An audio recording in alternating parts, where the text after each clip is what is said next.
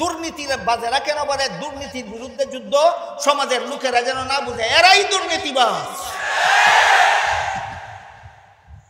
দুর্নীতিবাজেরা দুর্নীতির বিরুদ্ধে যুদ্ধ ঘোষণা করে সরলতার কারণে না, একটা চুরের অপকৌশল, একটা চুরের অপকৌশল। ওটা বোঝার জন্য আরেকটা গল্প বলি শুনুন। এক দেশ এক কুখ্যাত চুর আছিল, চুরের নাম ছিল কালু মিয়া। কিন্তু তার জ্বালায় সরকারেরও শান্তি নাই, পাবলিকেরও শান্তি নাই। শত শত মামলা আছে থানায় তার বিরুদ্ধে। এই জন্য লোকে তারা কালু মিয়া কয় না, কয় কাল্লা চোরা। কি কয়? কাল্লা চোরা। কাল্লা চোরা বাজারে গেছে, গিয়া দেখে এক ব্যক্তি সারাদিন বেচা কিনা খুঁজা ক্যাশের টাকা গোনে। চোরার লেগে গেল লুট। দোকানদারকে বলে, এই মিয়া বাজারে বসে টাকা গোনো, কাল্লা চোরা দেখলে তো নিয়ে যাবে। সে নিজেই কয়। দোকানদার তোর কাল্লা চোরার নাম জানে, মুখ তো আর চিনে না। দোকানদার সরল মনে জিজ্ঞেস করে, কাল্লা চোরা মানুষের টাকা চুরি করে নিয়ে যায়, আমার সামনের টাকা চুরে কেমনে নেবে? কাল্লা চোরা বলে, তোমার সামান থেকেও কাল্লা চোরা টাকা নিতে পারে, তুমি কেমনে নিবে যদি বুঝতে চাও আমি তোমাকে বুঝাতে পারবো। দোকানদার বলে, বুঝাও তো। যেই বললো বুঝাও তো, সাথে সাথে দোকানদারের কাছে বসে গেল। বসে গিয়ে বলে, এভাবে তোমার কাছে বসবে। তারপরে তার সামান থেকে টাকাগুলি নিয়ে নিজের পকেটে ঢুকায়, আর কই তোমার টাকা এইভাবে নিজের পকেটে ঢুকাবে। সবগুলি টাকা সবগুলি পকেটে ঢুকাইয়া দাঁড়ায় কয়, এইভাবে তোমার টাকাগুলি তার পকেটে নিয়ে দাঁড়াবে। এরপরে দিল দৌড়, আর কই এইভাবে দৌড় দিবে। এবার দোকানদারের খবর হয়েছে কিনা, এবার দোকানদার চেঁচামেচি শুরু করছে, কাল্লা চোরা টাকা নিয়ে গেল, কাল্লা চোরা টাকা নিয়ে গেল। দোকানদারের চেঁচামেচিতে বাজারের মানুষ ভিড় হয়ে গেল, আর কাল্লা চোরা ভিড়ের ভিতরে পড়ে গেল। রক্ষা পাইল না ফেসে গেল? ফেসে গেল। বেকায়দায় ফিরে কাল্লা চোরা আকাশ পাটা চিৎকার দিয়ে বলতে লাগলো, কাল্লা চোরা টাকা নিয়ে গেল, কাল্লা চোরা টাকা নিয়ে গেল। গল্পটা বুঝে থাকলে বলুন তো, কাল্লা চোরা কেন বলে কাল্লা চোরা টাকা নিয়ে গেল? বাজারের মানুষ যেন না বুঝে হেই কাল্লা চোরা। ঠিক তেমনি ভাবে দুর্নীতির বাজেরা কেন বলে দুর্নীতির বিরুদ্ধে যুদ্ধ? সমাজের লোকেরা যেন না বুঝে এরাই দুর্নীতিবাজ। সুতরাং যখনই দেখবেন কোন দুর্নীতির মুখে, দুর্নীতিবাজের মুখে বলে দুর্নীতির বিরুদ্ধে জাহাদ, বুঝলেন এটা কাল্লা চোরার পলিসি। এমন পলিসি চালু আছে কিনা আমাদের দেশে? এবার বলুন, বিশ্বাস করে আল্লাহ আমাকে দেখেন দুর্নীতি কোন সাহসে করে, বিশ্বাস করে আল্লাহ আমাকে দেখেন জালিয়াতি কোন সাহসে করে, বিশ্বাস করে আল্লাহ আমাকে দেখেন সুদ কোন সাহসে খায়, বিশ্বাস করে আল্লাহ আমাকে দেখেন ঘুষ কোন সাহসে খায়। একমাত্র কারণ তার বিশ্বাস জাগ্রত নয়, বিশ্বাস ঘুমন্ত। বলুন, বিশ্বাস জাগ্রত না ঘুমন্ত? ঘুমন্ত। আপনার দেওয়াল ঘেরা বাড়ি, রাত্রে যেন চোর ঢুকতে না পারে সেজন্য আপনার বাড়ির গেইটে বেতনভোগী কর্মচারী দারোয়ান বসিয়ে রাখলেন। চোর ঢুকতে পারবে? পারবে? পারবে না। কিন্তু চোর যদি আপনার বাড়ির গেইটে সোফায় বসে বসে সারা রাত ঘুমায়, এবার বলুন চোর ঢুকতে পারবে কিনা? কেন? পাহারাদার আছে, চোর ঢুকবে কেন? কিভাবে? পাহারাদার জাগ্রত নয়, পাহারাদার ঘুমন্ত। যেমন ভাবে আপনার বাড়ির গেইটের পাহারাদার চোর, পাহারাদার ঘুমন্ত থাকলে চোর ঢুকতে কোনো অসুবিধা নেই। ঠিক তেমনি ভাবে মুসলমানের অন্তরে আল্লাহ আমাকে দেখছেন, এই বিশ্বাস ঘুমন্ত থাকলে এই মুসলমানের চোর হতে কোনো অসুবিধা থাকে না, এই মুসলমানের ডাকাত হতে কোনো অসুবিধা থাকে না, এই মুসলমান সন্ত্রাসী হতে কোনো অসুবিধা থাকে না, এই মুসলমান খুনি হতে কোনো অসুবিধা থাকে না। পবিত্র কোরআনের বিভিন্ন আয়াতে আল্লাহ দ্বীন শব্দটাকে বিভিন্ন অর্থে ব্যবহার করেছেন, একই অর্থে নয়। যদি কোরআনের সবগুলি আয়াতে দ্বীন শব্দ একই অর্থে ব্যবহৃত হতো, তাহলে সর্বস্তরের মুসলমান সহজেই বলতে পারত আমার দ্বীন বলতে কি বোঝায়। কিন্তু সর্বস্তরের মুসলমানকে জিজ্ঞেস করলে যে আপনার দিন বলতে আপনি কি বুঝেন, খুব সহজে জবাব দিতে পারে না। এই জন্য যে দিন শব্দটা তো কোরআনের সবগুলি আয়াতে একই অর্থে ব্যবহৃত নয়। যেমন দেখুন, কোরআনের যে আয়াতে সর্বপ্রথম আল্লাহ দিন শব্দটা ব্যবহার করেছেন সেটা হলো সূরাতুল ফাতিহার ৩ নম্বর আয়াত। এখানে আল্লাহ বলেছেন মালিকি ইয়াউমিদ্দিন। এই আয়াতে আল্লাহ দিন শব্দকে কর্মফল অর্থে ব্যবহার করেছেন। কর্মফল দান দিবসের মালিক আল্লাহ।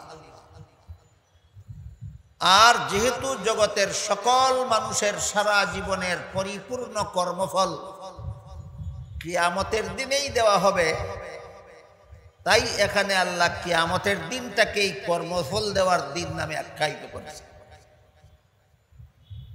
তো আমরা মনে রাখি মালিকি ইয়াউমিদ্দিন আয়াতে আল্লাহ দিন শব্দকে কর্মফল অর্থে ব্যবহার করেছে। তারপরে দেখুন সূরাতুল বাকারার 256 নম্বর আয়াতে আল্লাহ বলেছেন লা ইকরাহা ফিদ্দিন। এখানে দিন অর্থ কর্মফল নয়, এর অর্থ হল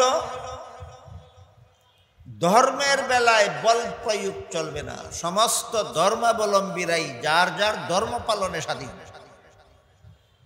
তাই এখানে আল্লাহ দিন শব্দকে ধর্ম অর্থে ব্যবহার করেছে।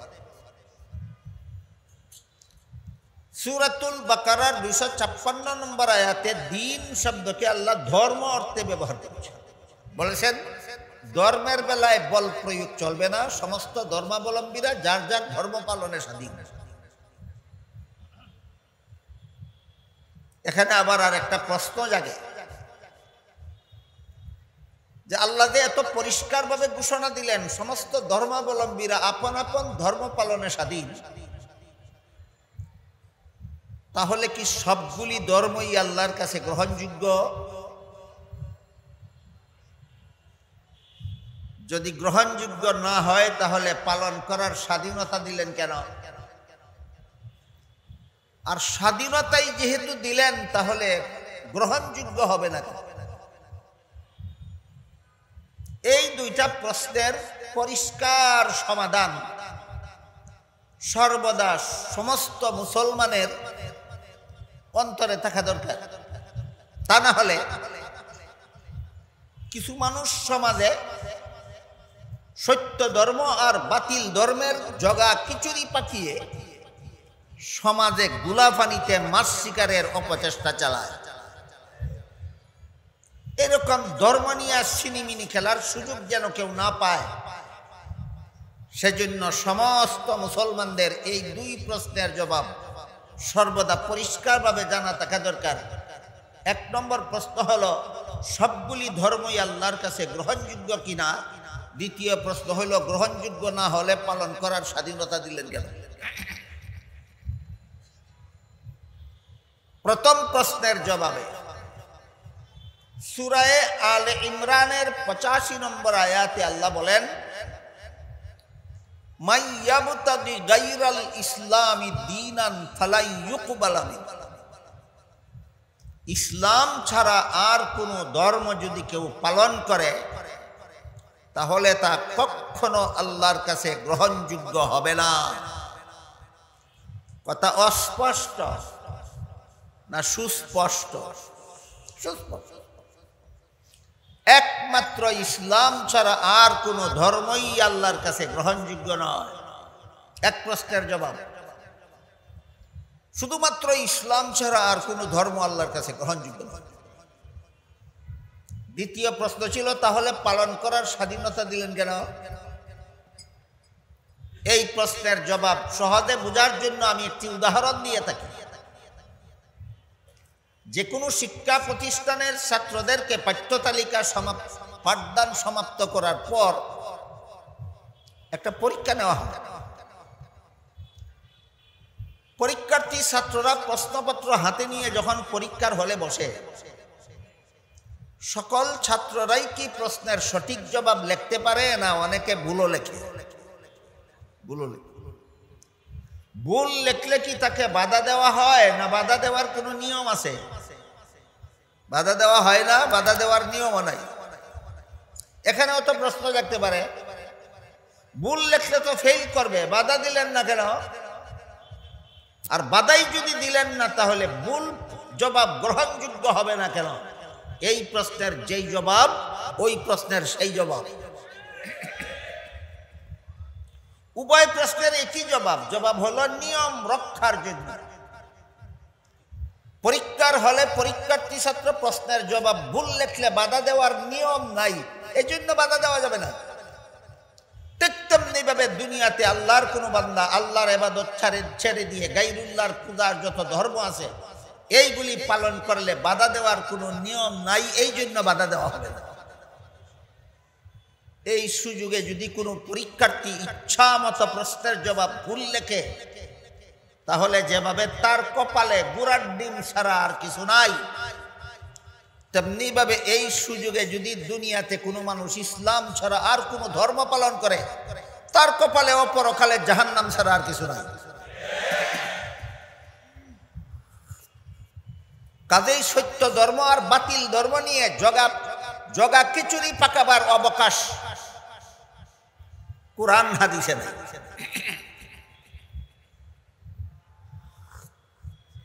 বাকি কুরআনের এক দুইটা শব্দ নিয়া, হাদিসের এক দুইটা শব্দ নিয়া, ইসলামী পরিভাষার এক দুইটা শব্দ নিয়া যার যার মতলব সিদ্ধি কুমতলবে ব্যবহার করা, সেটা হইল যার যার শয়তানি।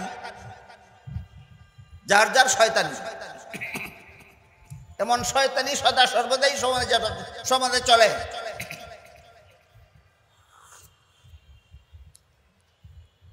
কোরআনের দুইটা শব্দ আপনাদেরকে বলি। লা তাকরাবুস সালাহ, এর অর্থ হলো নামাজের ধারে কাছেও যেও না। নামাজের ধারে কাছেও যেও না। লা তাকরাবুস সালাহ কোরআনে আল্লাহ একবারই বলেছেন। আকিমুস সালাহ আল্লাহ কোরআনে বারবার বারবার বারবার বলেছেন। আকিমুস সালাহ তো নামাজ প্রতিষ্ঠা করো, নামাজ প্রতিষ্ঠা করো, নামাজ প্রতিষ্ঠা করো। বারবার বললেন নামাজ প্রতিষ্ঠা করো, একবার কেন বললেন নামাজের ধারে কাছেও যেও না? বারবারের কথা একবারও উচ্চারণ করে না, শুধু বলে নামাজের ধারে কাছেও যেও না। কোরআনে আছে, সত্যই কোরআন মানার জন্য কোরআনে আছে বলে এটা কোরআনের শব্দকে শয়তানি কাজের হাতিয়ার হিসাবে ব্যবহার করার জন্য।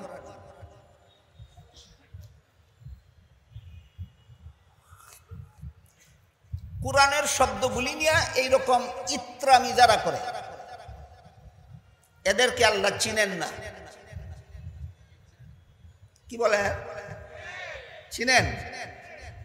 তাহলে চিনেন যদি, তাহলে এদের ব্যাপারে আল্লাহ কি বলেন কোরআনে শুনুন। আল্লাহ বলেন, আফাতুমিনুনা বিবাদিল কিতাবি ওয়া তাকফুরুনা বিবাদিন ফামা জাযাউ মান ইয়াফআলু যালিকা মিনকুম ইল্লা খিজিয়ুন ফিল হায়াতিদ দুনিয়া ওয়া ইয়াউমাল কিয়ামাতি ইউরাদ্দুনা ইলা আশাদ্দিল আযাব। আল্লাহ বলেন, তোমরা কি আল্লাহর কিতাবের একাংশ মানবে আর একাংশ মানবে না? কোরআনে একটা শব্দ পেয়ে গেছো তোমার ভ্রান্ত মতবাদের পক্ষে, এটাকে কামড় দিয়া বসে থাকবে। আরো 50টা আয়াত রয়ে গেছে তোমার ভ্রান্ত মতবাদের বিরুদ্ধে, সেই ব্যাপারে কি বলবা? তাই আল্লাহ বলেন, এটা মুমিন মুসলমানের চরিত্র নয়, এটা ইহুদিদের চরিত্র। আল্লাহর কিতাবের একাংশ দ্বারা দলিল পেশ করা আর একাংশ বেমালুম ভুলে যাওয়া, এটা মুসলমানের চরিত্র নয়, এটা ইহুদিদের চরিত্র। এই চরিত্রের বিবরণ দিয়ে আল্লাহ বলেন, তোমরা কি আল্লাহর কিতাবের একাংশ মানবে আর একাংশ মানবে না? এমন অপকর্ম, এমন ইত্রামি যারা আল্লাহর কিতাবকে নিয়ে করবে, আল্লাহ বলেন তাদেরকে দুটো শাস্তি দেবেন। একটা শাস্তি হবে দুনিয়ার জীবনের লাঞ্ছনা আর বঞ্চনা। দুনিয়ার জীবনে তুমি মানুষের অন্তরের ঘৃণা কুড়াবে ছাড়া আর কিছুই তোমার কপালে জুটবে না। ওয়াউমাল কিয়ামাতি ইউরাদ্দুনা ইলা আশাদ্দিল আযাব। আল্লাহর কিতাবের একাংশ দিয়ে দলিল পেশ করে অন্যান্য অংশগুলি বেমালুম ভুলে যায়, এমন ইত্রামি যারা করে আল্লাহ বলেন এদের দ্বিতীয় শাস্তি হবে পরকালের চিরস্থায়ী জাহান্নাম।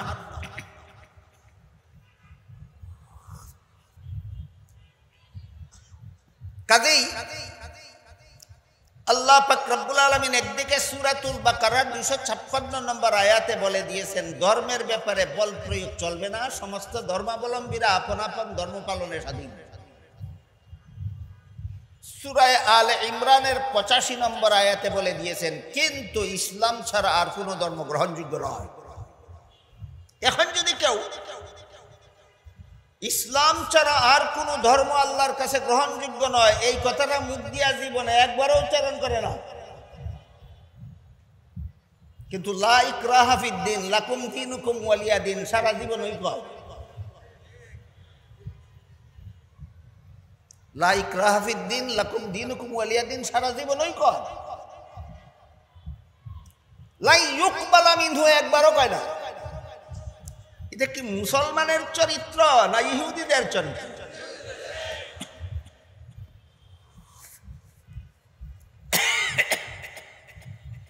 এবার মূল কথার দিকে ফিরে যায়। সূরাতুল ফাতিহার 3 নম্বর আয়াত মালিকি ইয়াউমিদ্দিন আয়াতে আল্লাহ দিন শব্দকে কর্মফল অর্থে ব্যবহার করেছেন। সূরাতুল বাকারার 256 নম্বর আয়াতে অথবা সূরা আলে ইমরানের 85 নম্বর আয়াতে আল্লাহ দিন শব্দকে ধর্ম অর্থে ব্যবহার করেছেন। সূরা শুরার 13 নম্বর আয়াতে আল্লাহ বলেন আকিমুদ্দিন। এখানে দিন অর্থ কর্মফল নয়, দিন অর্থ ধর্ম নয়। এখানে দিন শব্দকে আল্লাহ ইসলামের বিশুদ্ধ মতবাদ অর্থে ব্যবহার করেছেন। ইসলামের নামে ভ্রান্ত মতবাদ পোষণ করবা না, সাবধান। মুসলমানেরা ধর্মের নাম নিয়েছ ইসলাম, ইসলামের বিশুদ্ধ মতবাদে অটল থাকে। দুঃখিত আমি এই বিষয়টা এর বেশি বিস্তারিত বলার সময় আমার হাতে নেই। আমাদের বর্তমান সমাজে বিভিন্ন মুসলমানের বিভিন্ন দল আছে যারা ইসলামের নামে ভ্রান্ত মতবাদ পোষণ করে। এটা নিষেধ করে আল্লাহ সূরা শুরার 13 নম্বর আয়াতে বলেছেন ইসলামের বিশুদ্ধ মতবাদে অটল থাকো। এখানে দিন শব্দকে আল্লাহ ইসলামের বিশুদ্ধ মতবাদ অর্থে ব্যবহার করেছেন। এরপর সূরা মায়েদার 3 নম্বর আয়াতের একাংশে আল্লাহ বলেন আল ইয়াউমা আকমালতু লাকুম দীনাকুম। এখানে দিন শব্দের অর্থ কর্মফল নয়, দিন শব্দের অর্থ ধর্মও নয়, দিন শব্দের অর্থ সহি আকীদাও নয়। এখানে দিন শব্দকে আল্লাহ ইসলামের বিধিবিধান অর্থে ব্যবহার করেছেন। আল ইয়াউমা আকমালতু লাকুম দীনাকুমের অর্থ হলো আজকে আমি তোমাদের ইসলামের বিধিবিধানকে পরিপূর্ণ করে দিলাম। উদাহরণস্বরূপ 4টা উদাহরণ আপনাদের সামনে তুলে ধরছি। মালিকি ইয়াউমিদ্দিন আয়াতে দিন অর্থ কর্মফল। মাই ইয়াবতাগি গায়রাল ইসলামি দীনান আয়াতে দিন অর্থ ধর্ম। আকিমুদ্দিন আয়াতে দিন অর্থ ইসলামের বিশুদ্ধ মতবাদ। আকমালতু লাকুম দীনাকুম আয়াতে দিন অর্থ ইসলামের বিধিবিধান। 4টা উদাহরণ বুঝে থাকলে বলুন তো দিন শব্দটাকে কি আল্লাহ কোরআনে সবগুলি আয়াতে একই অর্থে ব্যবহার করেছেন না বিভিন্ন আয়াতে বিভিন্ন অর্থে ব্যবহার করেছেন? এই কথাটা আপনাদের এতক্ষণে বোঝাবার চেষ্টা করছি। তাই আমার দিন বলতে আমি কি বুঝি, তোমার দিন বলতে তুমি কি বুঝো, এমন প্রশ্ন সাধারণ মুসলমানকে করলে পরিষ্কার জবাব দিতে পারে না। কেন?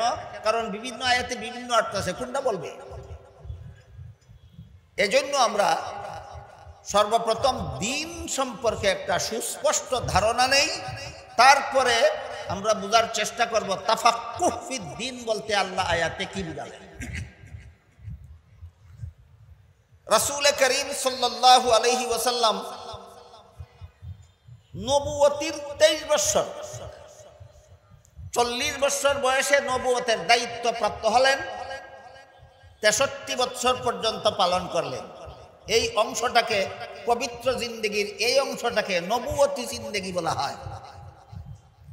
নবুয়তি জিন্দেগির 23 বছরে, দীর্ঘ 23 বছরে উম্মতকে যে দ্বীন শিক্ষা দিয়েছেন, দুনিয়ার থেকে বিদায় হওয়ার মাত্র কয়েকদিন আগে 23 বছরের শিক্ষা দেওয়া দ্বীনের পরিপূর্ণ রূপরেখা একটা হাদিসে বলে দিয়ে গেছে। 23 বছরের শিক্ষা দেওয়া দ্বীন একটা হাদিসের ভিতরে রূপরেখা উল্লেখ করেছে। ওই হাদিসটাকে মুহাদ্দিসিনে কেরামের পরিভাষায় হাদিসে জিবরিল বলা হয়। সেখানে উল্লেখ আছে জিবরিল ফিরিস্তা একজন অচেনা মানুষের আকৃতি ধারণ করে রাসূলের কাছে এসেছিলেন, কতগুলি প্রশ্নোত্তর করে চলে গেছিলেন।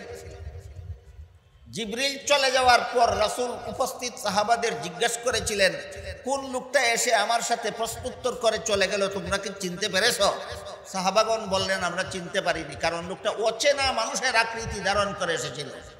তখন রাসূল বলেছিলেন, হুয়া জিবরিলু আতাকুম ইউআল্লিমুকুম দীনাকুম।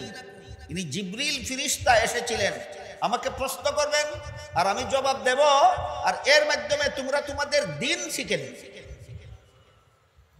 তাই 23 বছরের নবুয়তি জিন্দেগিতে রাসূল উম্মতকে যে দ্বীন শিক্ষা দিয়েছেন বিস্তারিতভাবে, হাদিসে জিবরিলের ভিতরে সেই দ্বীনের রূপরেখা, পরিপূর্ণ রূপরেখা পেশ করে দিয়েছেন সংক্ষিপ্ত। তাই এখানে কি গুরুত্বপূর্ণ প্রশ্নোত্তরগুলি কি কি হয়েছিল আমরা একটু শোনার বোঝার চেষ্টা করি। সেখানে এক প্রশ্নে জিবরিল জিজ্ঞাসা করেছিলেন, মাল ঈমান, ঈমান কাকে বলে? জবাবে রাসূল করিম সাল্লাল্লাহু আলাইহি ওয়াসাল্লাম ঈমানের 6টা মূল কথা বলে দিয়েছিলেন। আলেমগণের তো জানাই আছে, ছাত্ররা তো পড়বেই, যারা আলেম নন, মাদ্রাসার ছাত্র নন, তারা ঈমানের এই 6 কথা পাবে কোথায়? তাদের সুবিধার জন্য উলামায়ে কেরাম হাদিসে জিবরিল থেকে চয়ন করে ঈমানের মৌলিক 6 কথা একটা কলেমার অন্তর্ভুক্ত করে দিয়েছেন। এই কলেমাটাকে ঈমানে মুফাসসাল বলা হয়। সেখানে উল্লেখ আছে, আমানতু বিল্লাহি ওয়া মালাইকাতিহি ওয়া কুতুবিহি ওয়া রুসুলিহি ওয়াল ইয়াউমিল আখিরি ওয়াল কদরি খাইরিহি ওয়া শাররিহি মিনাল্লাহি তাআলা ওয়াল বাসি বাদাল মাউত। এর অর্থ হলো, আমি আল্লাহর প্রতি বিশ্বাস স্থাপন করলাম, আল্লাহর ফিরিস্তাগণের প্রতি বিশ্বাস স্থাপন করলাম, আমি আসমানি কিতাবের প্রতি বিশ্বাস স্থাপন করলাম। এখানে একটু কথা আছে, যত নবীর কাছে আল্লাহ যত আসমানি কিতাব নাজিল করেছিলেন সবগুলি প্রায় বিলুপ্ত না হয় বিকৃত হয়ে গেছে। বর্তমান দুনিয়াতে পরিপূর্ণভাবে সংরক্ষিত একমাত্র আসমানি কিতাব আছে কোরআন। কোরআন ছাড়া আর কোনো আসমানি কিতাব বর্তমান দুনিয়াতে সংরক্ষিত নাই। এই বিষয়টা যদি কেউ সবিস্তারে জানতে চান, বুঝতে চান, তাহলে ইউরোপের একজন সেরা স্বাস্থ্য বিজ্ঞানী ছিলেন ডক্টর মরিস বুকাইলি। তিনি ধর্মবিশ্বাসে খ্রিস্টান ছিলেন। ইসলাম ধর্মকে ভ্রান্ত প্রতিপন্ন করার অসৎ উদ্দেশ্যে কোরআনে ভুল খুঁজতে এসেছিলেন। অনেক চেষ্টা সাধনার পর কোরআন বুঝতে শিখলেন। কোরআনের শুরু থেকে শেষ পর্যন্ত বুঝে শুনে কোরআনে কোনো ভুল খুঁজে পেলেন না। তারপর জানতে পারলেন হযরত উসমান রাদিয়াল্লাহু আনহুর হাতের লেখা কোরআনের একটা এডিশন তাশখন্দে না কোথায় জাদুঘরে সংরক্ষিত আছে। আধুনিক দুনিয়ার প্রেসে ছাপা কোরআন নিয়ে তিনি সেই উসমান রাদিয়াল্লাহু আনহুর হাতের লেখা কোরআনের সাথে মিলালেন, ভাবলেন অবশ্যই যথেষ্ট পরিমাণ ভুল বের হবে, কিন্তু মিলিয়ে দেখলেন কোনো কথার মধ্যে বেশ কম নাই, কোনো শব্দের মধ্যে বেশ কম নাই, কোনো অক্ষরের মধ্যে বেশ কম নাই, কোনো নুক্তার মধ্যে বেশ কম নাই, কোনো জের জবরের মধ্যে বেশ কম নাই। তখন তিনি নিজেই কলেমা পড়ে মুসলমান হয়ে গেলেন। মুসলমান হওয়ার পর তিনি সারা বিশ্বে আলোড়ন সৃষ্টিকারী একটা মহামূল্যবান গ্রন্থ রচনা করেছিলেন। গ্রন্থটার নাম ছিল দি Bible and the Quran and the science. এর বাংলা অনুবাদ হয়েছে, অনুদিত বাংলা গ্রন্থের নাম বাইবেল, কুরআন ও বিজ্ঞান। এই বইয়ে ডক্টর মরিস বুকাইলি আধুনিক বিজ্ঞানের কষ্টিপাতরে চুল সেরা বিশ্লেষণ করে প্রমাণ করেছেন বর্তমান দুনিয়ার কোনো আসমানি কিতাব অবিকৃত নয়, সংরক্ষিত নয়। বর্তমান দুনিয়াতে একমাত্র সর্বশেষ আসমানি কিতাব কুরআন অবিকৃত এবং সংরক্ষিত। কাজেই 1 নম্বরে আল্লাহ বিশ্বাস করলাম, 2 নম্বরে ফিরিস্তা বিশ্বাস করলাম, 3 নম্বরে আসমানি কিতাব বিশ্বাস করলাম। এখানে মনে রাখতে হবে বর্তমানে বিশ্বাসযোগ্য আসমানি কিতাব একমাত্র কোরআন। তাই আমরা অনুবাদে বলবো আমরা কোরআন বিশ্বাস করি, আল্লাহ বিশ্বাস করি, ফিরিস্তা বিশ্বাস করি, কোরআন বিশ্বাস করি, নবী রাসূল বিশ্বাস করি, তাকদীর বিশ্বাস করি, আর মরণের পরবর্তী পরকালীন চিরস্থায়ী জীবন বিশ্বাস করি। মরণের পরবর্তী জীবনকে যদি একটা দফা আর পরকালকে যদি আরেকটা ভিন্ন দফা গণ্য করেন তাহলে বিষয় হয় 7টা, আর পরকালীন চিরস্থায়ী জীবনকে যদি একটা দফা গণ্য করেন তাহলে বিষয় হয় 6টা। আমরা সংক্ষেপ করোনাতে 6টাই ধরে নিলাম। আল্লাহ বিশ্বাস করি, ফিরিস্তা বিশ্বাস করি, কোরআন বিশ্বাস করি, নবী রাসূল বিশ্বাস করি, তাকদীর বিশ্বাস করি, পরকালের চিরস্থায়ী জীবন বিশ্বাস করি। এই 6 কথা বিশ্বাস করার নাম ঈমান।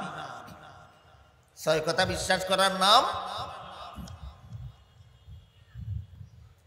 এই 6 কথার 3 নম্বর কথা এতক্ষণ যা বললাম, কোরআন বিশ্বাস করি। কোরআন বিশ্বাস করার নাম ঈমান। যে 6 কথা বিশ্বাস করার নাম ঈমান, 6 কথার এক কথা হলো আমি কোরআন বিশ্বাস করি। কিন্তু দুঃখের বিষয়, আমাদের বর্তমান সমাজের অনেক মানুষ যারা নিজেদেরকে নিজেরা মুসলমান মনে করে, নিজেদেরকে নিজেরা ঈমানদার বলে সমাজে প্রচারও করে, কিন্তু কোরআনের বহু কথার বিরুদ্ধে তারা যুক্তি দাঁড় করায়।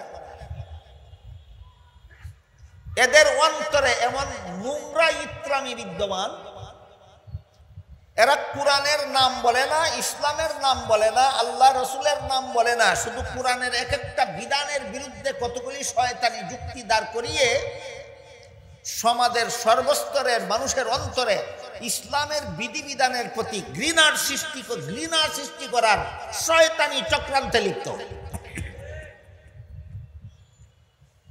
এদের শয়তানি চক্রান্ত জালে যদি আপনি ফেসে যান, কোরআনের কোনো কথার ব্যাপারে যদি আপনি সন্দিহান হয়ে যান, রাসূলের বর্ণিত 6 কথার উপর আপনার বিশ্বাস থাকে না, আপনার অন্তরে ঈমান থাকে না, আপনি বেঈমান হয়ে যাবেন। কাজে এই ব্যাপারে আপনাদেরকে সতর্ক করা আলেমগণের ওই দায়িত্ব। কোরআনের যে সমস্ত কথার বিরুদ্ধে আজকাল এই সমস্ত যুক্তি দাঁড় করানো হচ্ছে, মুসলমানের অন্তরে ইসলামের বিধানের প্রতি ঘৃণা সৃষ্টি করার উদ্দেশ্যে, এইগুলি এরকম অনেকগুলি কথা কোরআনে আছে যেগুলির বিরুদ্ধে যুক্তি দেওয়া হয়। আমার জানা মতে বাংলাদেশে এমন একটা লোক ছিল যেই লোকটা কোরআনের এইসব কথার বিরুদ্ধে যুক্তি দিত না, শুধু যুক্তি দিত না, যুক্তি দিয়ে বলতো এইসব যুক্তির কারণে কোরআনের এই সমস্ত আয়াত ভুল। এই ভুল আয়াতগুলি যদি মৌলবীরা সংশোধন করে নিতে পারে তাহলে আধুনিক যুগে কোরআন চলতে পারে। কোরআনের ভুলগুলি যদি মৌলবীরা সংশোধন করে নিতে পারে না তাহলে আধুনিক যুগে কোরআন হবে অচল। এই কথা যেই লোকটা বলেছিল সেই লোকটার নাম ছিল তসলিমা নাসরিন। কোরআনকে সরাসরি ভুল বলার কারণে তখনকার বাংলাদেশে মুসলমানের সংখ্যা ছিল 16 কোটি। 16 কোটি মুসলমান একসাথে গর্জে উঠেছিল, যে কারণে রাতের অন্ধকারে তার ঘৃণিত বুরকা পরিহিতা অবস্থায় বাংলাদেশ থেকে পালিয়ে সুইডেন চলে গিয়েছিল তসলিমা, শুধু কোরআনকে ভুল বলার জন্য। সেখান থেকে তসলিমার ডিম ফুটা বাচ্চারা একটা শিক্ষা গ্রহণ করেছে যে কোরআনকে পরিষ্কার ভাষায় ভুল বলা যাবে না। কোরআনকে পরিষ্কার ভাষায় ভুল বললে তসলিমার যে পরিণতি হয়েছে এদেরও সেই পরিণতি হতে বাধ্য। এই জন্য তসলিমার ঘটনার থেকে শিক্ষা গ্রহণ করে তসলিমার ডিম ফুটা বাচ্চারা এখন কোরআন ভুল বলে না, শুধু কোরআনের বিধানের বিরুদ্ধে যুক্তি দাঁড় করায়।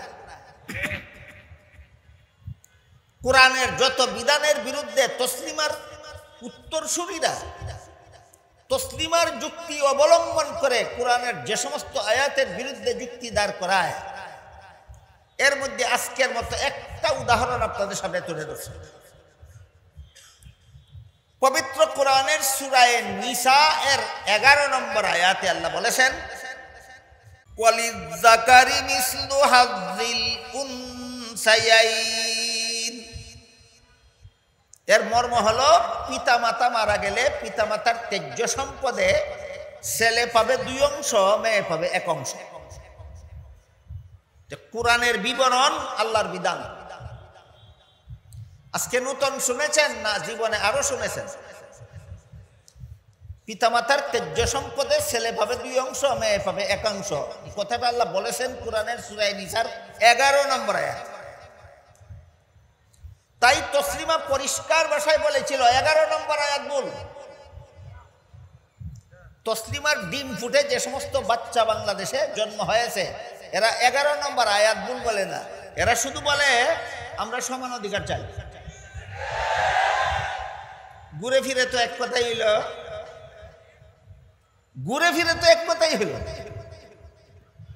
যেহেতু আমরা সমান অধিকার চাই তাই ছেলেকে 2 অংশ দিলে মেয়েকেও 2 অংশ দিতে হবে, আর মেয়েকে 1 অংশ দিলে ছেলেকেও 1 অংশ দিতে হবে। কোরআনও বলে না, ভুলও বলে না, শুধু বলে আমরা সমান অধিকার চাই। এই হইল যুক্তি।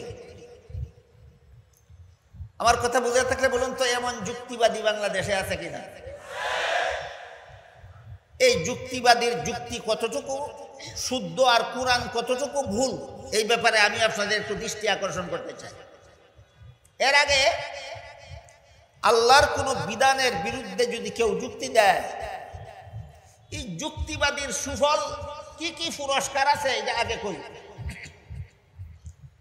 আল্লাহর গোটা সৃষ্ট জগতে সর্বপ্রথম আল্লাহর বিধানের বিরুদ্ধে যুক্তি দিয়েছিল ইবলিস। আল্লাহ বলেছিলেন আদমকে সেজদা দিয়ে সম্মান করো।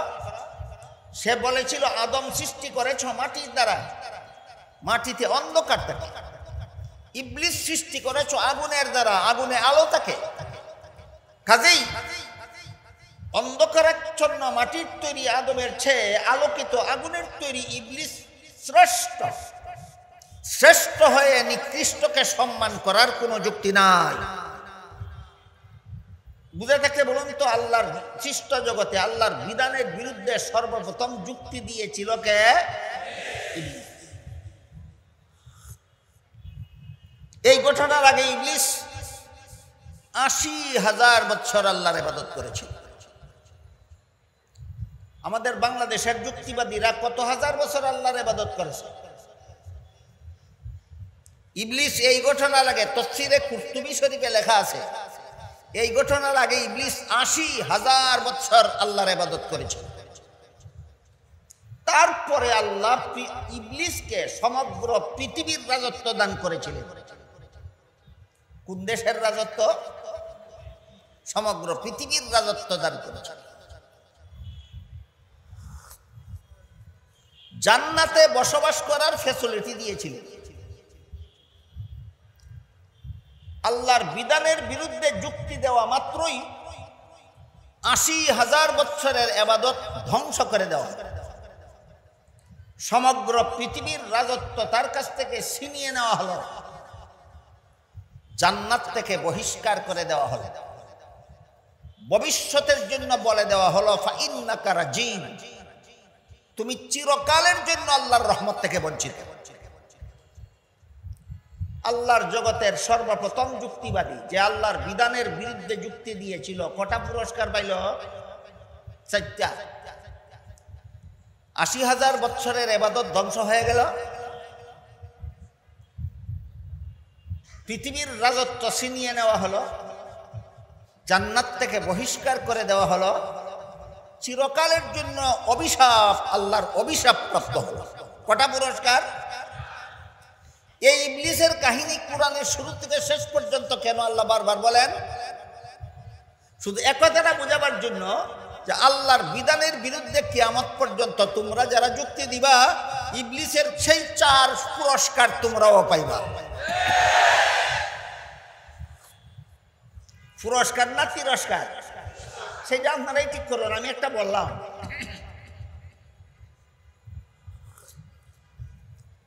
গেল আল্লাহর বিধানের বিরুদ্ধে যুক্তি দেওয়ার পুরস্কার। এবার আসুন তসলিমা এবং তসলিমার ডিম ফোটা বাচ্চাদের যুক্তি। সূরা নিসার 11 নম্বর আয়াতে আল্লাহ বলেছেন ছেলে পাবে 2 অংশ, মেয়ে পাবে 1 অংশ। আল্লাহ এখানে কত বড় অযৌক্তিক কাজ করেছে। আর না হয় আল্লাহ যুক্তি বলতে কিছু বুঝেন সুঝেন, এই সমস্ত পণ্ডিতের চেয়ে আল্লাহ যুক্তি কিছু কম বুঝেন না? চূড়ান্ত যুক্তিসম্মত। হাকিমুল উম্মত হযরত আল্লামা আশরাফ আলী থানভী রাহমাতুল্লাহি আলাইহি আল মাসালিহুল আকলিয়া নামক কিতাবে লিখেছেন, ইসলামে এমন কোনো বিধান নাই যার পক্ষে চূড়ান্ত কোনো যুক্তি নাই। ইসলামের প্রত্যেকটা বিধান চূড়ান্ত যুক্তিসম্মত, কিন্তু ইসলামের সকল বিধানের যুক্তি বোঝার যোগ্যতা সব মানুষের মাথায় না। বলেন যুক্তি নাই না তার মাথায় বোঝার যোগ্যতা নাই? এবার আসেন সূরা নিসার 11 নম্বর আয়াতের বিধানের যুক্তিটা বোঝার একটু চেষ্টা করি। এখানে আল্লাহ কি বিধান দিয়েছেন? ছেলে পাবে 2 অংশ, মেয়ে পাবে 1 অংশ। যুক্তি কি? যুক্তি হলো ইসলামের বিধানে ছেলের জীবনে খরচের খাত আছে 3টা। সাবালক হওয়ার পর থেকে নিজের লালন পালনের খরচ, বিয়ে করার পর থেকে স্ত্রী লালন পালন করার খরচ, সন্তানাদি জন্ম হওয়ার পর থেকে সন্তানাদি লালন পালন করার খরচ। বুঝে থাকলে বলুন তো, ইসলামের বিধানে ছেলের জীবনে খরচের খাত কটা? অংশ কটা? খাত। খরচ 3টা, অংশ পাইছে 2টা। খরচ 3টা, অংশ পাইছে 2টা। এবার আসেন মেয়ের জীবনে। ইসলামের বিধানে মেয়ের জীবনে বিয়ের পূর্ব পর্যন্ত মেয়েকে লালন পালনের দায়িত্ব বাবার, বিয়ের পর থেকে এই মেয়েকে লালন পালনের দায়িত্ব স্বামীর। মেয়ের নিজের লালন পালনের দায়িত্ব নাই, স্বামী পালার দায়িত্ব নাই, সন্তান পালার দায়িত্ব নাই। মেয়ের জীবনে খরচের খাত নাই একটাও, অংশ পাইছে একটা। 3 খরচলা পাইছে 2 অংশ, নাই খরচলা পাইছে 1 অংশ। এবার বলুন, আপনাদের মাথায় যদি যুক্তি থাকে তাহলে কে বেশি পাইল? পণ্ডিতের মাথায় এত কথা ধরে না। পণ্ডিত শুধু বুঝে 1 থেকে 2 বেশি। এত কথা পণ্ডিতের মাথায় ধরে না। সমান অধিকারবাদী পণ্ডিতের মাথায় এত কথা ধরে না। পণ্ডিতের মাথায় শুধু ধরে 1 থেকে 2 বেশি। এটা কত বড় মূর্খ পণ্ডিত, এটা আপনাদের বুঝাবার জন্য একটা গল্প বলি, শুনুন। একটা লোক ছিল একেবারে নিরেট মূর্খ, লেখাপড়া জানে না, দস্তখত জানে না। তার ছেলেকে স্কুলে লেখাপড়া করতে দিয়েছে। ছেলে অত্যন্ত মেধাবী ছিল। 10 বছর লেখাপড়া করে এসএসসি পরীক্ষা দিয়া ফার্স্ট ডিভিশন, ফার্স্ট বয় হইয়া পাশ করল। বুঝে থাকলে বলুন তো, এই ছেলের রোল নম্বর কত হবে? 1। বাপ শিক্ষিত না মূর্খ? সে কিন্তু রোল নম্বর 1 হইলে নম্বর বেশি পায় না, রোল নম্বর 10 হইলে নম্বর বেশি পায়। এত কথা বুঝে না, শুধু বুঝে 1 থেকে 10 বেশি। তাই ফল ঘোষণার পর মূর্খ বাবা ছেলেকে জিজ্ঞাসা করে, পরীক্ষাতে দিছিলা, পাস করছ? ছেলে বলে পাস করছি। কত নম্বরে? 1 নম্বরে। বাপে কয় সর্বনাশ করছে। কয় কি সর্বনাশ করছি? কয় পাশের বাড়ির ছেলেটা তোর সাথে পরীক্ষা দিয়া সে তো 10 নম্বরে পাস করলো, তুই এত কম নম্বরে পাস করলি কেন? ওই অশিক্ষিত গোয়ারে যেমন বুঝে না 10 নম্বরে পাস করলে বেশি নম্বর পায় পরীক্ষায়, না 1 নম্বরে পাস করলে বেশি নম্বর পায়, ঠিক তেমনি ভাবে এই সমাজের কিছু শিক্ষিত গোয়ারেও বুঝে না 3 খরচলা 2 অংশ পাইলে বেশি পায়, না নাই খরচলা 1 অংশ পাইলে বেশি পায়। ওইটা হইল অশিক্ষিত গোয়ার, আর এইগুলি হইল শিক্ষিত গোয়ার। আরে বেটা যেটা বুঝস না সেটা নিয়ে নাক গলাস কেন? নাগালে না পাওয়া অঙ্গখানা চুলকাতে যাস কেন? দুঃখিত, আমি এর বেশি উদাহরণ দেওয়ার মতো সময় আমার হাতে নেই। আপনারা যে সমাজে বাস করেন এই সমাজের কিছু জ্ঞান পাপী মুসলমান আছে, এদের কাজেই শুধু কোরআনের বিভিন্ন বিধানের বিরুদ্ধে যুক্তি দাঁড় করানো। অথচ রাসূল বলে দিয়েছেন যে 6 কথা বিশ্বাস করার নাম ঈমান, এর মধ্যে 3 নম্বর কথা কোরআন বিশ্বাস করার নাম। ওইখানে ছিল আমাদের আলোচনা। 1 নম্বরে আল্লাহ বিশ্বাস করি, 2 নম্বরে ফেরেশতা বিশ্বাস করি, 3 নম্বরে কোরআনের কথা আমার যুক্তি মতে হলে বিশ্বাস করি, এর নাম ঈমান। না শর্তহীনভাবে কোরআন বিশ্বাস করি, এই কথাটা সর্বস্তরের মুসলমানের জীবনভর মনে রাখা দরকার যে কোরআনের সকল কথা আমি শর্তহীনভাবে বিশ্বাস করি। কোরআনের বিধানের যুক্তি আমার মাথায় আসুক বা না আসুক, আল্লাহ যুক্তি কম বুঝেন না আমার থেকে।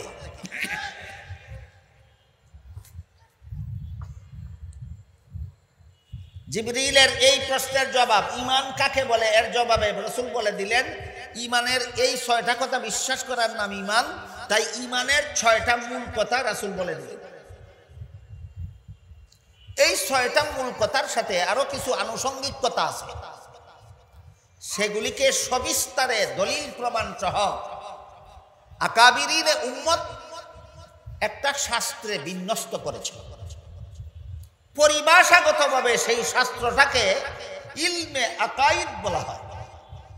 সারমর্ম হলো জিবরিলের প্রথম প্রশ্নের জবাবে রাসূল তার উম্মতকে ইলমে আকাইদ শিক্ষা দিয়েছেন। আলেমদের তো জানাই আছে, ছাত্ররা সহজেই বুঝবে।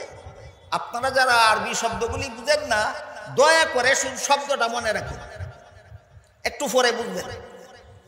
জিবরিলের প্রথম প্রশ্নের জবাবে রাসূল তার উম্মতকে ইলমে আকাইদ, এই 2টা আরবি শব্দ মনে রাখুন, ইলমে আকাইদ শিক্ষা দিয়েছে। এবার জিবরিল 2 নম্বর প্রশ্ন করলেন, মাল ইসলাম, ইসলাম কাকে বলে? এই প্রশ্নের জবাবে রাসূল ইসলামের 5টা মূল কথা বলে দিয়েছে। কলেমা ঘোষণা করা, নামাজ কায়েম করা, রমজানের রোজা রাখা, ধনী হলে যাকাত দেওয়া, সামর্থ্যবান হলে হজ করা। এই 5টা হইল ইসলামের মূল কথা। এর সাথে আরো যত আনুষঙ্গিক কথা আছে সবগুলিকে সবিস্তারে দলিল প্রমাণ সহ আকাবিরিনে উম্মত আরেকটা ফন্নে মুদাব্বান করেছেন, আরেকটা শাস্ত্রে বিন্যস্ত করেছেন। পরিভাষাগতভাবে সেই শাস্ত্রটাকে ইলমে ফিকহ বলা হয়। সারমর্ম হলো জিবরিলের প্রথম প্রশ্নের জবাবে রাসূল তার উম্মতকে ইলমে আকাইদ শিক্ষা দিয়েছেন। জিবরিলের দ্বিতীয় প্রশ্নের জবাবে রাসূল তার উম্মতকে ইলমে ফিকহ শিক্ষা দিয়েছেন। মেহেরবানি করে এই আরবি শব্দগুলি মনে রাখুন, আমি একটু পরে ডেফিনেশন বলে দেব, সংজ্ঞা বলে দেব ইনশাআল্লাহ। এবার জিবরিল 3 নম্বর প্রশ্ন করলেন, মাল ইহসান, আল্লাহর নির্বেজাল গোলামি কোনটা? আপনারা কি আল্লাহর গোলাম হতে চান? বেজাল গোলাম না নির্বেজাল? নির্বেজাল। আমি দুঃখিত, আল্লাহর গোলামি বেজাল কিভাবে হয়, আল্লাহর গোলামি নির্বেজাল কিভাবে হয়, এটা একটা স্বতন্ত্র আলোচ্য বিষয়। আমি সেই দিকে আজকে যেতে পারবো না। শুধু আমরা শব্দ 2টা বুঝি আর না বুঝি মনে রাখি। আমরা সবাই আল্লাহর গোলাম, কিন্তু আমরা আল্লাহর বেজাল গোলাম হতে চাই না, আমরা চাই আল্লাহর নির্বেজাল গোলাম হতে।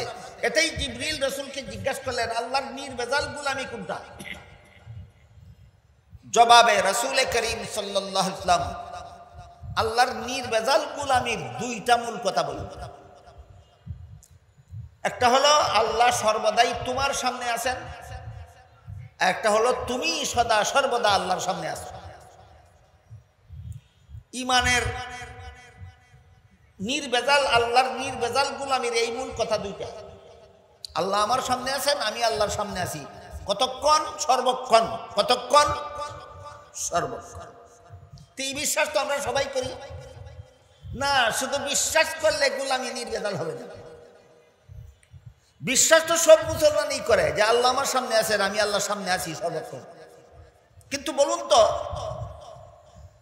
আল্লাহকে হাজির নাজির বিশ্বাস করার পরও আপনারা যে সমাজে বাস করেন, এই সমাজের কেউ কোনো দুর্নীতি করে কিনা? তা আল্লাহ তুমি আল্লাহর সামনে আছো বিশ্বাস করো, কোন সাহসে দুর্নীতি করো?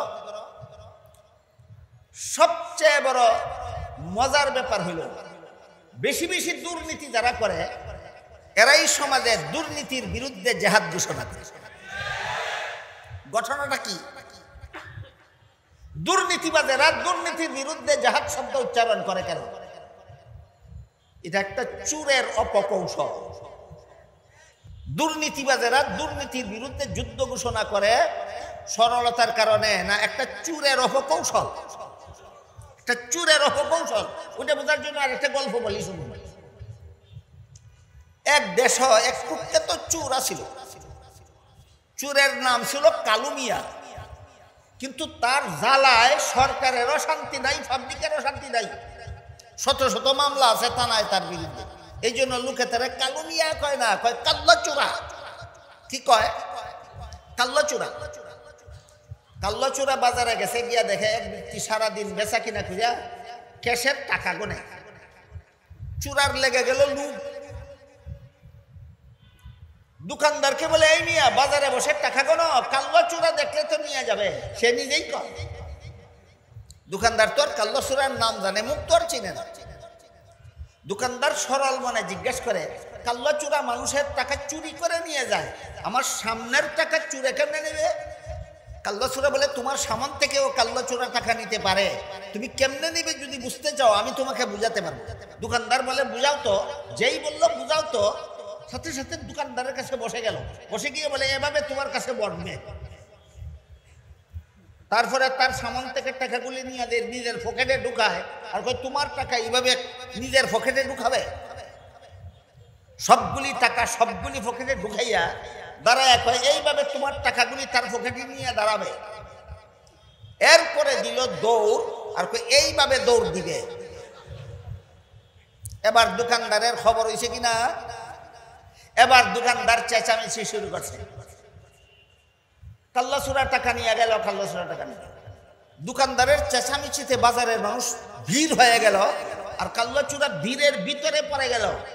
রক্ষা পাইল না? ফেসে গেল। ফেসে গেল। বেকায়দায় ফিরে কাল্লা চোরা আকাশ পাটা চিৎকার দিয়া বলতে লাগলো, কাল্লা চোরা টাকা নিয়ে গেল, কাল্লা চোরা টাকা নিয়ে গেল।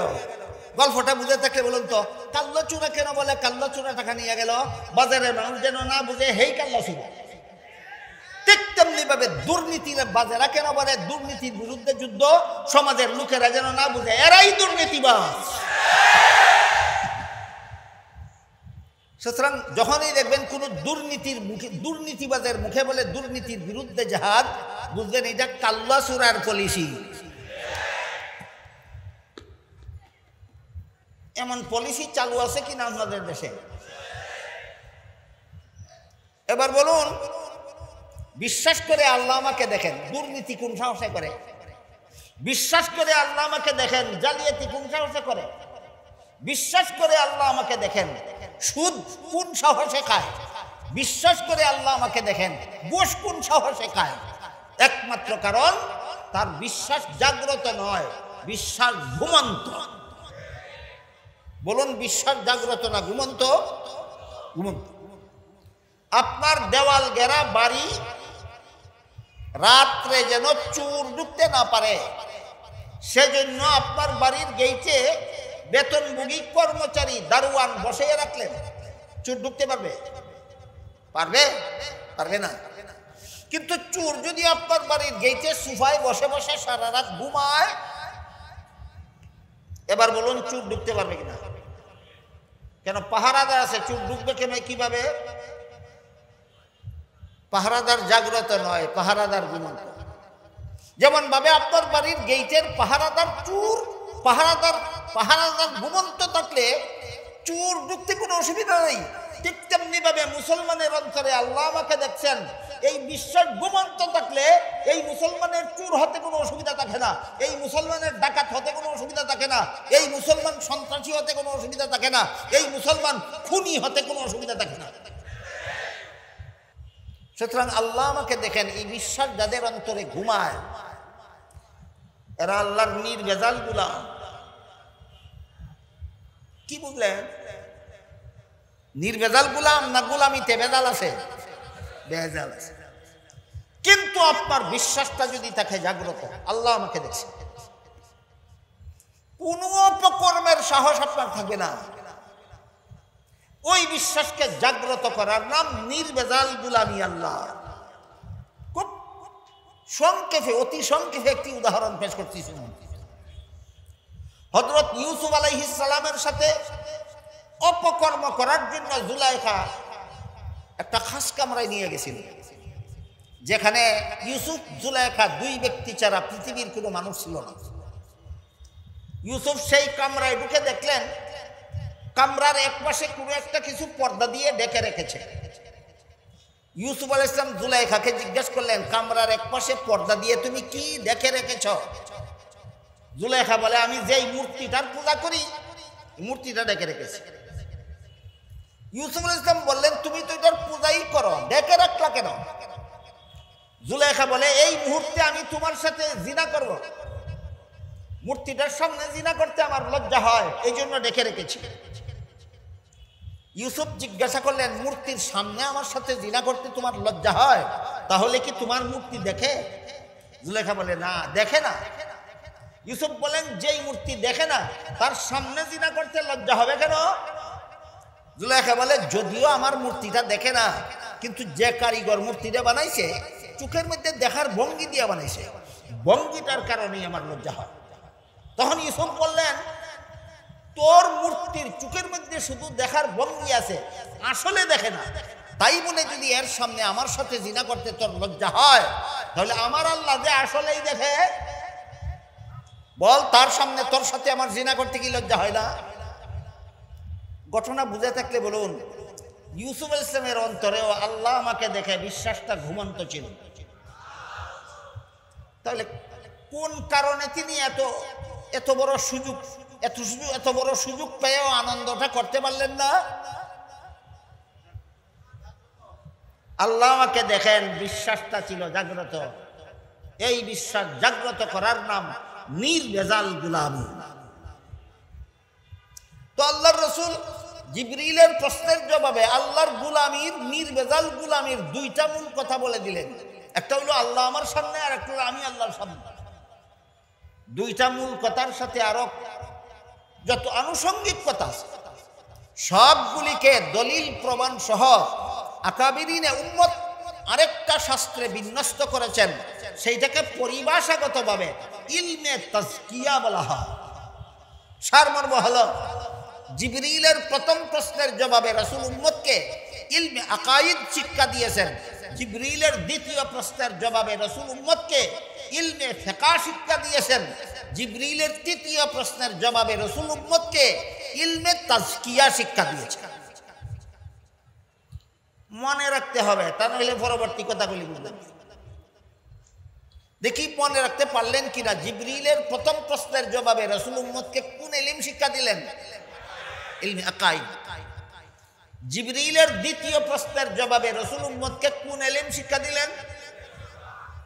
জিবরিলের তৃতীয় প্রশ্নের জবাবে রাসূল উম্মতকে কোন ইলম শিক্ষা দিলেন? ইলমে তাফসীর। এবার তিনটা ইলমের ডেফিনেশন। আল্লাহর যে সমস্ত বিধান শুধু অন্তরে বিশ্বাস করতে হয়, অঙ্গ প্রত্যঙ্গের দ্বারা পালন করার দরকার পড়ে না, এগুলি জানার নাম ইলমে আকাইদ। আর আল্লাহর যে সমস্ত বিধান শুধু অন্তরে বিশ্বাস করলে চলে না, শরীরের বাহ্যিক অঙ্গ প্রত্যঙ্গের দ্বারা পালনও করতে হয়। এইগুলি জানার নাম ইলমে ফিকহ। আর আল্লাহর যে সমস্ত বিধান অন্তরের দ্বারা শুধু বিশ্বাস করলেও চলে না, শরীরের বাহ্যিক অঙ্গের দ্বারা পালনও করা যায় না, বরং বিশ্বাসও করতে হয় অন্তরের দ্বারা, পালনও করতে হয় অন্তরের দ্বারা। সেই বিধানগুলি জানার নাম ইলমে তাজকিয়া। এবার বলুন, জিবরিলের 3 প্রশ্নের জবাবে রাসূল উম্মতকে কত ইলম শিক্ষা দিলেন? 3 ইলম। ইলমে আকাইদ, ইলমে ফিকহ, ইলমে তাজকিয়া। চলে যাওয়ার পরে বললেন, হুয়া জিবরিলু আতাকুম ইউআল্লিমুকুম দীনাকুম। এই 3টা ইলম হলো তোমাদের দ্বীন। বলেছিলাম তাফাক্কুহ ফিদ্দীন বুঝার জন্য আগে বুঝে নিব দ্বীন কাকে বলে, তারপরে বুঝবো তাফাক্কুহ ফিদ্দীন কাকে বলে। আমি কি এতক্ষণে আপনাদের বুঝাতে পারলাম আমাদের দ্বীন কত ইলমের সমষ্টির নাম? 3 ইলমের সমষ্টির নাম হলো আমাদের দ্বীন। একটা ইলমের নাম ইলমে আকাইদ, একটা ইলমের নাম ইলমে ফিকহ, একটা ইলমের নাম ইলমে তাজকিয়া। 3 ইলমের সমষ্টি হলো আমাদের দ্বীন। এবার বোঝার চেষ্টা করি তাফাক্কুহ ফিদ্দীন কাকে বলে। আমি যে আয়াতটি আপনাদের সামনে তিলাওয়াত করেছিলাম তাতে আল্লাহ বলেন, ফালাউলা নাফারা মিন কুল্লি ফিরকাতিন মিনহুম তাইফাতুল লিয়াতাফাক্কাহু ফিদ্দীন। হে মুসলমানেরা, তোমাদের পক্ষ থেকে কিছু লোক তাফাক্কুহ ফিদ্দীন হাসিল করার জন্য বের হয়ে যায়। বলেছিলাম আগে বুঝবো দ্বীন, তারপরে বুঝবো তাফাক্কুহ ফিদ্দীন।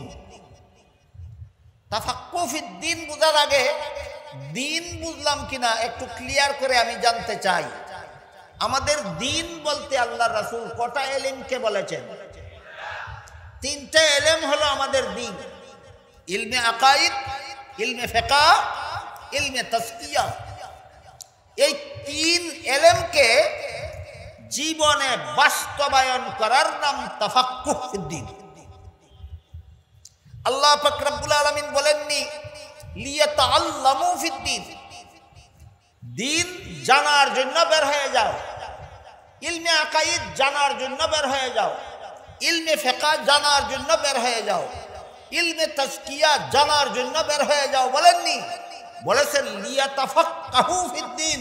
তার মর্ম হলো ইলমে আকাইদ অন্তরে বিশ্বাস করার জন্য বের হয়ে যাও, ইলমে ফিকহ শরীরের অঙ্গ প্রত্যঙ্গের দ্বারা পালন করার জন্য বের হয়ে যাও, ইলমে তাজকিয়া অন্তরের দ্বারা পালন করার জন্য বের হয়ে যাও।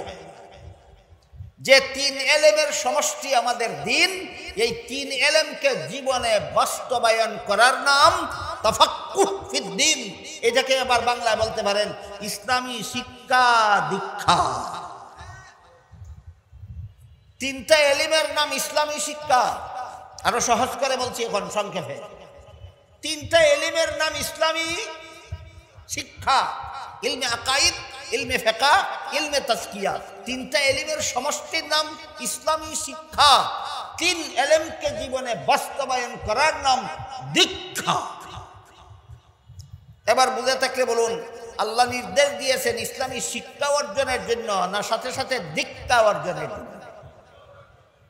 শিক্ষা ছাড়া দীক্ষা ছাড়া শিক্ষা বিফল, দীক্ষা ছাড়া শিক্ষা বিফল।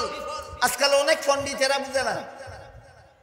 আমি দেখেছি দেশের বিভিন্ন অঞ্চলে এই সমস্ত সম্মেলন উপলক্ষে আমি ঘোরাফেরা করি, অনেক বড় বড় শিক্ষা প্রতিষ্ঠানের সদর গেটে লেখা থাকে, কি লেখা থাকে? লেখা থাকে come for education, go for help. কোন কোন প্রতিষ্ঠানের গেটে ইংরেজিতে লেখা থাকে come for education, go for help. কোন কোন শিক্ষা প্রতিষ্ঠানের গেটে বাংলায় লেখা থাকে শিক্ষার জন্য প্রবেশ করো, সেবার জন্য বের হও। আপনাদের কারো নজরে পড়েছে কিনা কখনো? পড়বে না কেন? আজকাল দেখছি বাসের পিছনেও লেখা থাকে come for education, go for help. বাসে ঢুকো কি গুড়ার ডিম শিখার জন্য? এটা কি বাসে ফিট না শিক্ষা প্রতিষ্ঠানের গেটে ফিট? যে বাসের উপযোগী না শিক্ষা প্রতিষ্ঠানের উপযোগী, এটা বাসও লেখা রাখে, তাকের পিছনে লেখা রাখে পৃথিবীর শ্রেষ্ঠ আদালত মানুষের বিবেক। ঠিক আছে, হ্যাঁ ঠিক আছে, কিন্তু এই আদালত যে তালাবদ্ধ এই কথাটা কইব কে? পৃথিবীর শ্রেষ্ঠ আদালত মানুষের বিবেক, এই আদালতের দরজা তালাবদ্ধ বর্তমান সমাজে মানুষের শ্রেষ্ঠ আদালত দরজা খোলা না তালাবদ্ধ? তালা না খুললে খামোখাই গল্প করো না, বিবেকে তালা মারা, বিবেক মতো মানুষ কাজ করে না, বিবেক বিরোধী কাজই করে। কাজেই বিবেক শ্রেষ্ঠ আদালত, ওয়াজিফা দেওয়ার কোনো মানে নাই। তোমার বিবেকে যে তালা মারা আছে, যে তালার কারণে তুমি বিবেক মতো কাজ করতে পারো না, বিবেক বিরোধী কাজ করো, ওই তালা খুলতে পারলে স্লোগান দিও, নাহলে স্লোগানে লাথি মারো। এবার আমি আপনাদের জিজ্ঞাসা করি, একজন লোকে জানে উজুর 4 ফরজ, কিন্তু উজু করে না। কার অভাব না দীক্ষার অভাব? তার কি নাই? কি আছে?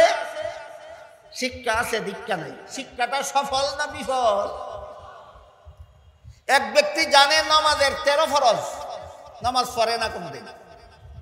বলুন তার কি আছে কি নাই? এই শিক্ষা সফল না বিফল? সুতরাং যে প্রতিষ্ঠানে লেখা থাকবে কাম ফর এডুকেশন, শিক্ষার জন্য প্রবেশ করো, দীক্ষার জন্য নয়, তার এডুকেশন আনসাকসেসফুল হতে বাধ্য। গো ফর হেল্প দেখল, সেবার জন্য বের হোক। যেই শিক্ষার সাথে দীক্ষা নাই, এই শিক্ষা গ্রহণ করার পরে কর্মজীবনে সেবার নামে সেবন করবে। যে শিক্ষার সাথে দীক্ষা নাই, সেই শিক্ষিতরা কর্মজীবনে সেবার নামে সেবন করবে। আমার কথাগুলি বুঝে থাকলে বলুন, শিক্ষাই সফল না যে শিক্ষার সাথে দীক্ষা আছে সেই শিক্ষা সফল? দীক্ষা ছাড়া শিক্ষা বিফল হতে বাধ্য।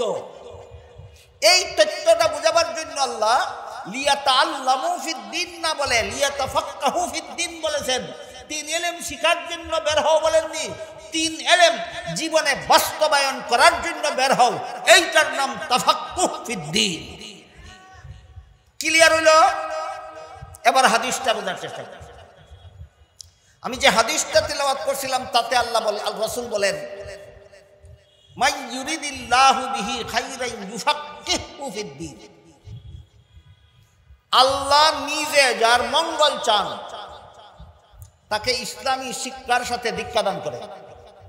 আল্লাহ নিজে যার মঙ্গল চান তাকে ইসলামী শিক্ষার সাথে দীক্ষা দান করে। ইসলামী শিক্ষাই যথেষ্ট নয়, দীক্ষা ছাড়া। এই তথ্য বোঝাবার জন্য আল্লাহ কোরআনে লিয়াতাফাক্কাহু শব্দ ব্যবহার করেছেন, রাসূল হাদিসে ইউফাক্কিহু শব্দ ব্যবহার করেছেন। সারমর্ম হলো সফল শিক্ষা দীক্ষা সহ, দীক্ষা ছাড়া শিক্ষা বিফল। আল্লাহ আপনাদের আমাদের সবাইকে ইসলামী শিক্ষার সাথে সাথে ইসলামী দীক্ষা গ্রহণ করে শিক্ষাকে সফল করার সৌভাগ্য দান করুন। সবাই বলুন আমিন। সুবহান রাব্বিকা রাব্বিল ইজ্জাতি আম্মা ইয়াসিফুন ওয়া সালামুন আলাল মুরসালিন ওয়ালহামদুলিল্লাহি রাব্বিল আলামিন।